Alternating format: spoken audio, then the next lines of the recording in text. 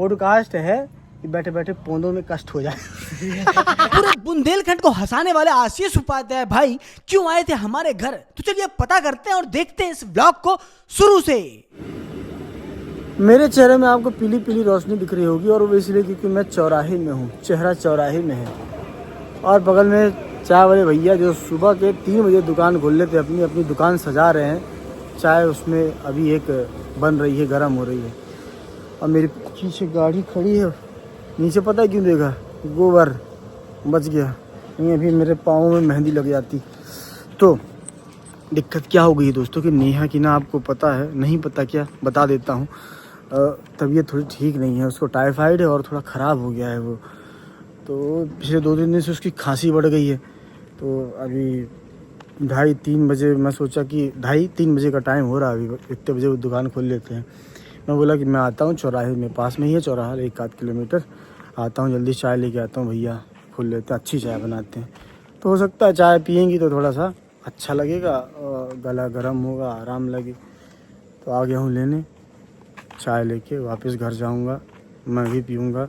उसके बाद 5:30 या 5 के लगभग आऊँगा तो जिम जाऊँगा। तो ऊपर आपको दिख रहा होगा कि पानी की बूंदें थोड़ी थोड़ी पतली पतली गिर रही हैं, क्योंकि पानी गिर रहा है 3-4 दिन से हमारे शहर में। और मेरे हाथ में दिख रही होगी एक ऐसी कलर की चाय जिस कलर का कुछ और भी होता है, जिसको कहते हैं मदिरा, लेकिन ये मदिरा नहीं है, ये नींबू वाली चाय जो चाय वाले भैया हमको बना के दे देते हैं जब यहाँ पे फुर्सत में होते हैं। तो ये पी के मैं तुरंत निकल जाऊँगा घर चाय लेके, क्योंकि नेहा सो गई तो फिर जब उठेगी तब हमको सोना पड़ेगा, इसलिए इसको पी के फिर मैं निकलूँगा। तो दोस्तों सुबह के उस समय के बाद जब मैं चौराहे में गया था नेहा के लिए चाय लाने, चाय दिया था, उसके बाद चाय पी के कैसा लगा, थोड़ा बहुत आराम लगा तुमको तबीयत में? चाय पी के तो ठीक लगा, लेकिन खांसी ना वो बंद नहीं हुई। अभी सुबह टाइम 6 बजे थोड़ा सा नींद लगी है। तो क्या है कि खांसी की वजह से बहुत तकलीफ हो रही है। तकलीफ इन द सेंस अगर कोई चीज़ ज़्यादा आती है, खांसी खासकर, तो या तो गले में दर्द होने लगता है छिलने के कारण, या पेट में, क्योंकि पेट पे भी जोर पड़ता है। तो पेट में भी दर्द हो रहा है और गले में भी बोल रही खसखस सा रहता है। तो मैंने तो बोला है कि गर्म पानी पियो ज़्यादातर दिन में, तो शायद कुछ आराम लगे। बाकी जो परहेज है वो करने पड़ेंगे।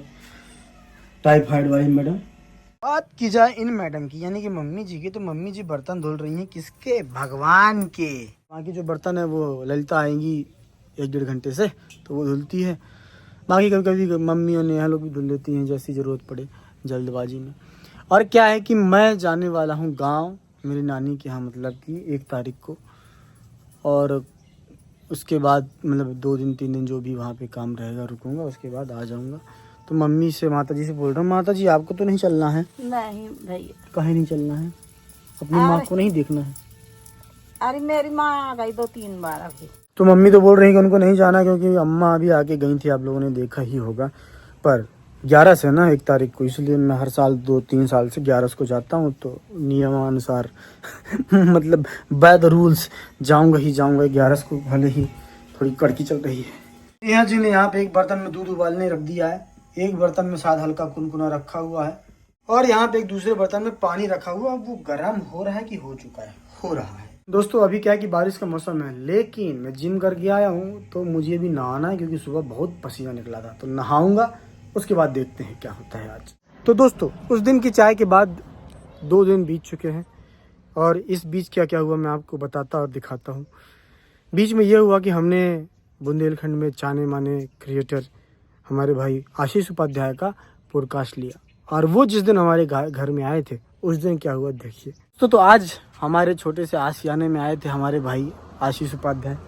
तो आशीष भाई बहुत बहुत धन्यवाद हमारे पॉडकास्ट में आने के लिए। भैया बहुत बहुत आपको भी धन्यवाद, हमारे लाने पॉडकास्ट में ले आ भी के लाने। अच्छा मैं ये एक सवाल पूछना भूल गया वहाँ पे, पता है, अच्छा कॉमेडी वाला था कि जैसे कि पॉडकास्ट है क्या? ठीक है, पॉडकास्ट है कि बैठे बैठे पौधों में कष्ट हो जाए। ये है पॉडकास्ट। मैं याद आया था कि मैं ये बोलूंगा, लेकिन वो मेन उसमें नहीं बोल पाया। जो बुंदेलखंडी से निकाल रहा सही में मैं गाड़ी में सोचा था कि बोलूंगा मैं, फिर वो दिमाग से हिंदी पहले पहुंच के सीधे अपने बुंदेलखंडी में आ गए। हाँ बुंदेलखंडी में आ गए। हमने एक दिन सोचा तो कि शायद चर्चा हो के थुंगे पौध का बहुत ही नहीं कर रहा है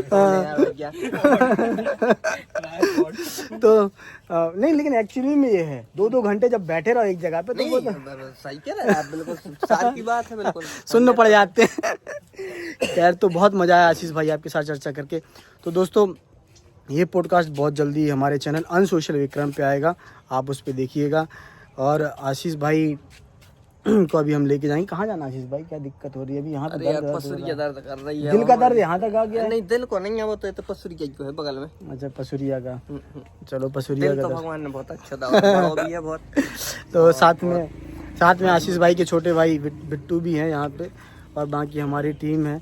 ये देखिए नए मेंबर आए हैं, और ये तो भाई साहब हैं, अब छोड़िए।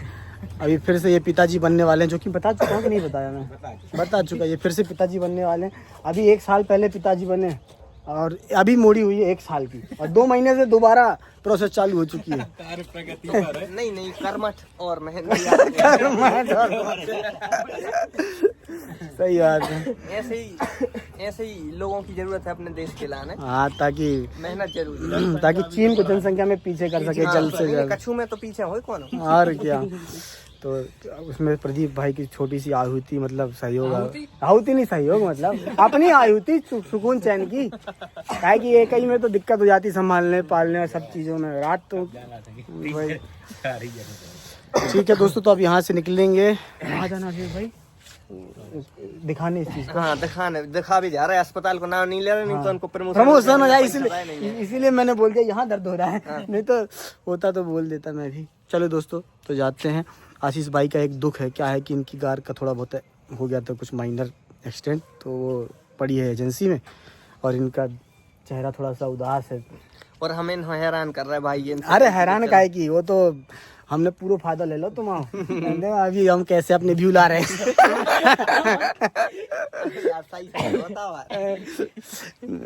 तो दोस्तों अभी आशीष भाई को लेके जाना है डॉक्टर को दिखाने, उसके बाद घर छोड़ेंगे इनके गांव में।